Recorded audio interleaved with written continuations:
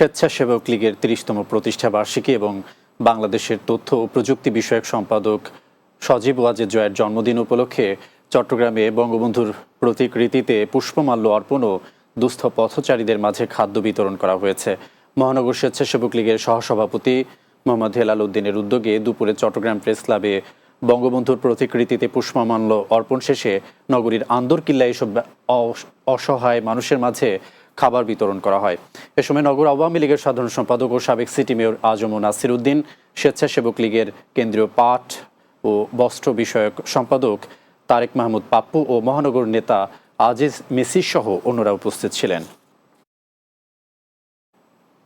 চট্টগ্রামে প্রতি বছরের ন্যায় পবিত্র আহলে বাইতে রাসূল সাল্লাল্লাহু আলাইহি ওয়াসাল্লাম স্মরণে ৫ দিনব্যাপী সোহাদায়ে কারবালা মাহফিল সহ বিভিন্ন কর্মসূচি অনুষ্ঠিত হয়েছে। গাউসিয়া হক ভান্ডারী খানকা শরীফ, হামজারবাগ, বিবিরহাট, পাঁচলাইশ ও চট্টগ্রামের উদ্যোগে সৈয়দ জিয়াউল হক মাঝভান্ডারী মিলনায়তনে এসব কর্মসূচি পালিত হয়।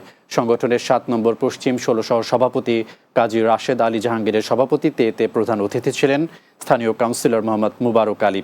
এছাড়া সাউদার্ন বিশ্ববিদ্যালয়ের ইসলামিক স্টাডিজ বিভাগের সহকারী অধ্যাপক ডক্টর মোহাম্মদ নুরুন্নবী আজহারি, চট্টগ্রাম মহানগর GAR ইসলামিক ইনস্টিটিউটের পরিচালক মাওলানা গুলাম মোস্তফা মোহাম্মদ শায়েস্তা খান আজহারি ও রাউজানের মসজিদুল ফালা জামে মসজিদের খতিব কাজী হাবিবুল হুসাইন সহ অন্যরা উপস্থিত ছিলেন।